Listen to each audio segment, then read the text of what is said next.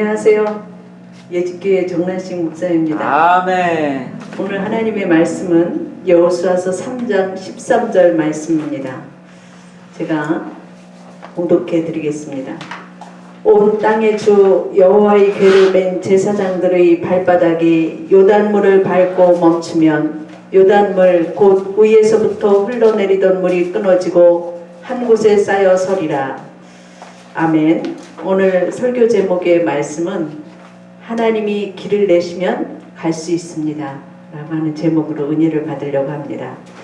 여호수아가 하나님이 허락한 가나안 땅을 들어가는 첫 관문이 요단강을 건너는 일이었습니다.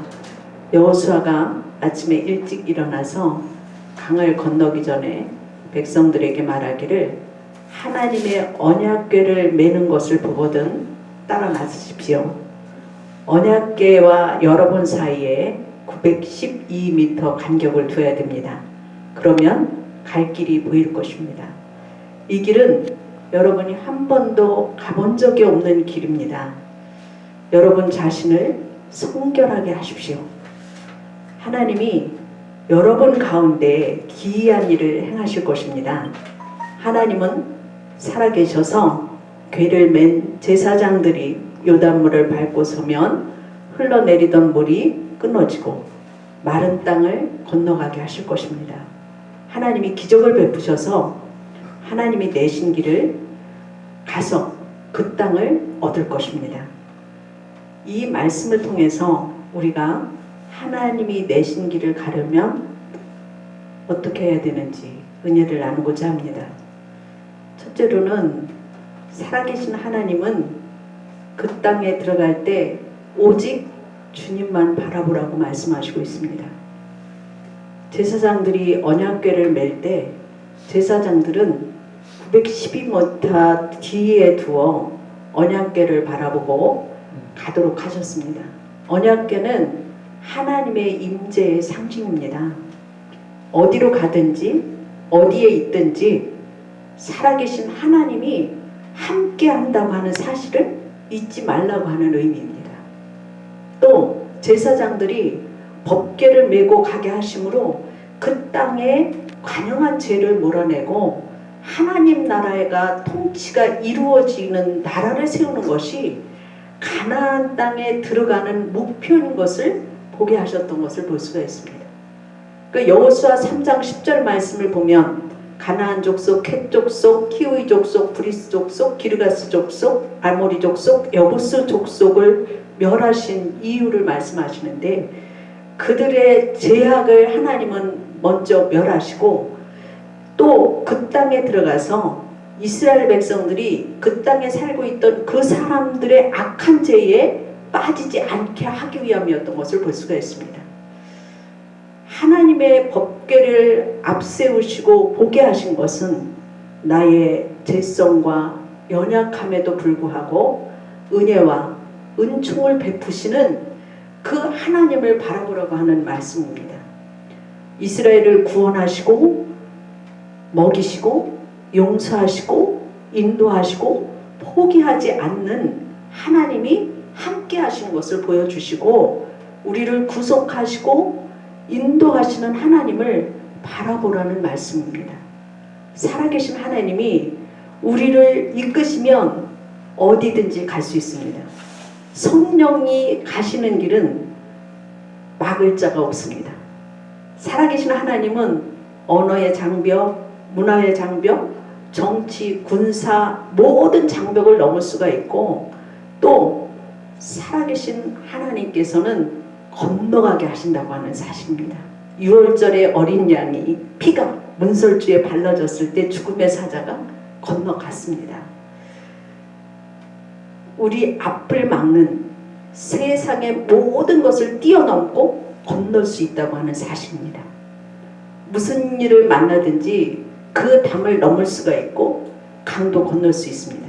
살아계신 하나님은 강물이 범람하여서 길이 없던 그 강을 마른 땅으로 만들으셔서 건너가게 하신 것을 볼 수 있습니다.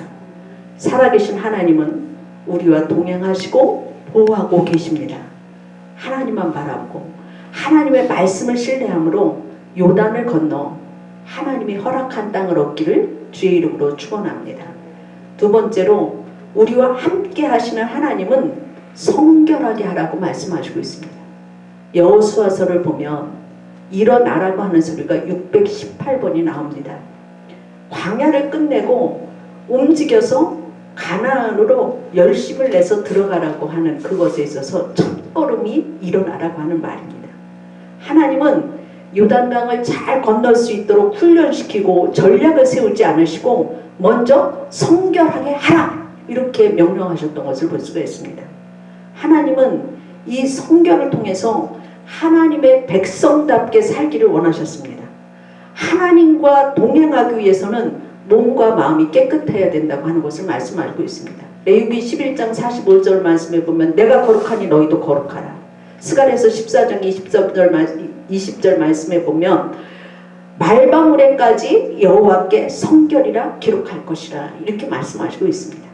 성결하게 살려면 먼저는 하나님과의 관계를 우선순위에 두고 자신의 삶의 목표가 무엇인지를 점검하고 나도 모르게 형성된 그 나쁜 습관, 그 삶의 태도를 고치고 회개해서 주님께 돌아오는 것입니다. 하나님의 관심은 문제가 아니라 문제를 통해서 변화시키고 새로워질 내 자신의 있음을 깨달아야 된다고 하는 사실입니다. 느헤미야는 하나님의 성벽을 재건할 때 제일 먼저 한 것이 회개였습니다. 느헤미야서 1장 6절 말씀에 보면 나와 내 아버지 집이 범죄하여 크게 악을 행하였나이다 이렇게 고백하고 있습니다. 성도는 죄에 대한 관점이 하나님의 관점에서 봐야 됩니다. 죄를 내 관점에서 보면 합리화와 정당성을 주장하려고 해요.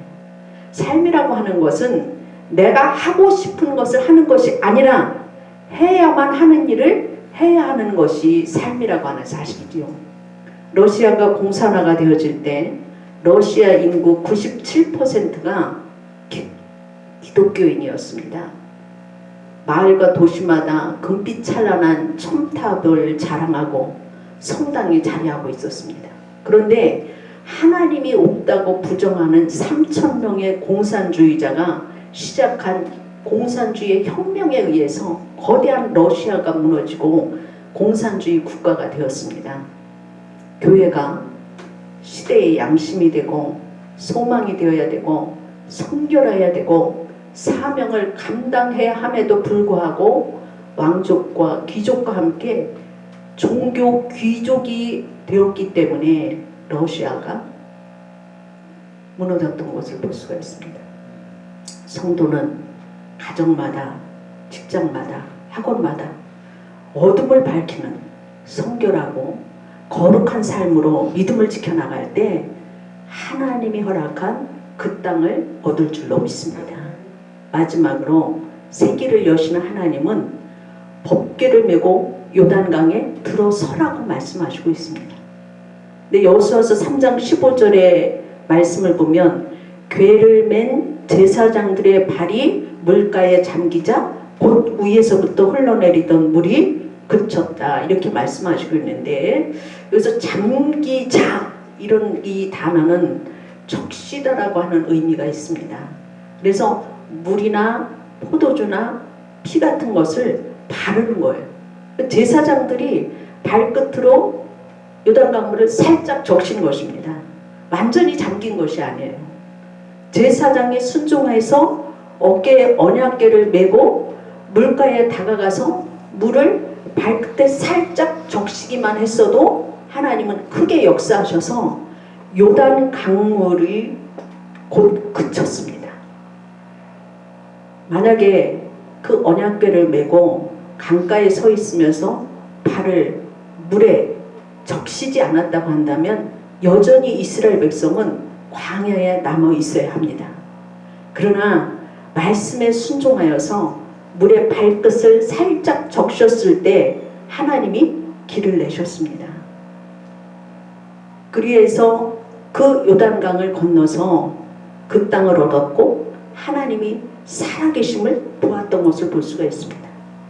우리의 연약한 순종을 통해서 하나님은 그것을 통하여 기적을 일으키시는 것을 볼 수가 있습니다. 살아계신 하나님은 위대한 기적을 행하셨고 수많은 길을 지나고 여러 나라를 통과하는 동안 하나님은 한순간도 우리에게 눈을 떼지 않고 보고 계시다고 하는 사실입니다.